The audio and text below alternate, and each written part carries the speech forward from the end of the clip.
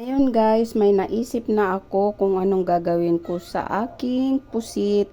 Isa lang guys yung lulutuin ko kasi malaki naman siya. At saka may sabaw pa rin naman kami. Kaya ayan, ang gagawin ko guys, papalamanan ko siya nito. Nakatimpla na to guys, dahon sibuyas. Tapos sibuyas na puti, tapos kamatis, tapos sili, at saka bawang. Tinimplahan natin ng asin, tapos nilagyan natin ng patis. Ayan. Lalagay natin to sa ating pusit guys sa loob. And then, i-air fryer natin siya. Ayan, para healthy daw, walang kolesterol na mantika.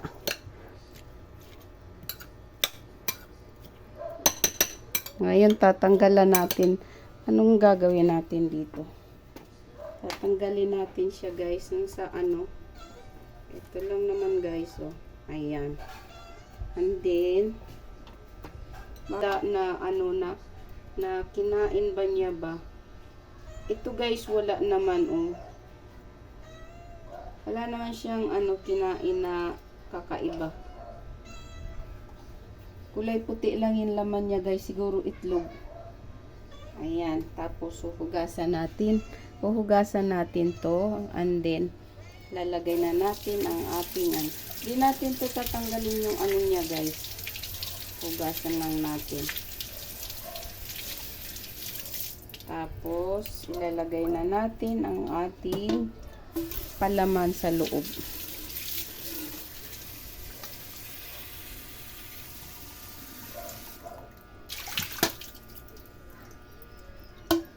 Tapos lagyan lang natin mamaya ng stick para, pero hindi ko guys alam kung ano na ba to, kung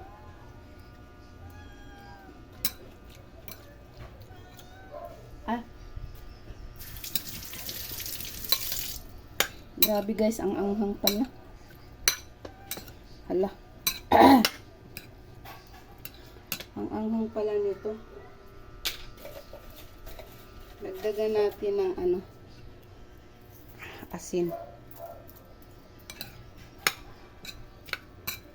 Paano guys? Dalawa kasi. Pero siling green lang guys yung nilagay ko. Ayan, lagay natin yung ating palaman sa loob. Buti na lang guys, hindi ko na nilagyan ng siling red. Lalagyan ko pa naman sana siya ng siling red. Kasi sabi ko, masarap kasi yung medyo maanghang. Yung pala, ang anghang pala nung siling green nilagay ko. Ang sarap nito guys mamaya. Ayan, tapos ang dami palang nagawa ko guys na sa panlagay sa ilalim. Pero okay lang yan guys. I-air fryer lang naman natin siya. Ayan. Pwede na yan guys kasi yung natira, lagyan natin yan ng soy sauce. Ayan. Tapos lagyan natin ng stick. Kahit anong stick na lang ang ilagay natin guys. May stick ako dito. Ito guys, so may stick ako dito. Pang to sa barbecue. Lagay natin ng stick para hindi siya ay kaso hatiin na lang natin.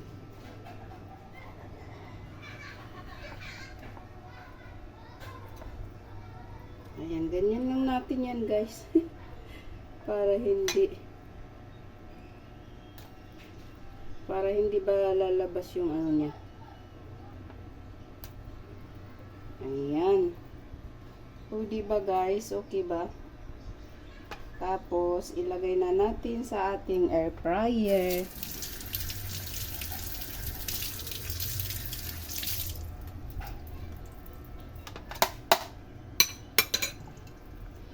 Ayan na guys. Ayan. And then, air fryer natin. Ito yung air fryer natin guys.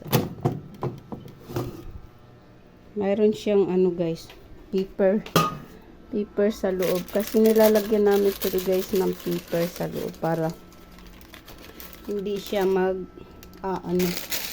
Alam mo naman guys, yung aking student, maarte. Pero ngayon hindi ko na siguro kailangan lagyan. O lagyan ko pa.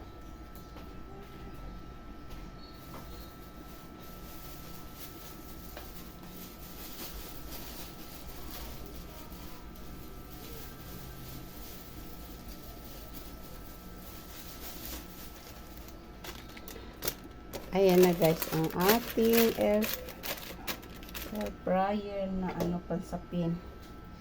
Tapos ilagay na lang natin. Ayan, ganyan lang yan guys. Pero pwede rin natin lagyan ng ano ng stick pa para hindi siya ano sa ilalim.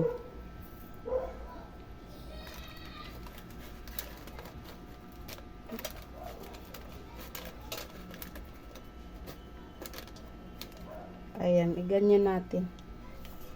Ayan guys. Discarte lang yan guys, discarte. Tapos, ayan. Lagay na natin sa ating air fryer. Ayan guys, tapos 30 minutes lang yan guys, ilagay natin. Ayan. Wait tayo ng 30 minutes, tapos babalik ta rin natin guys. Ayan na guys, ang ating pusit na in-air fryer natin. Ayan guys, so ang sarap niyan. Ngayon, hihiwain natin yan guys. Para makakain na. Ang sarap niyan guys, kaso siguro maanghang yan. Kasi kanina maanghang yung nilagay ko sa loob. Ayan, wait lang po. Hihiwain na natin ang ating pusit na in-air fryer. Ayan na guys, nahiwa na natin ang ating inihaw na pusit, ay in-air fryer na pusit. Thank you for watching.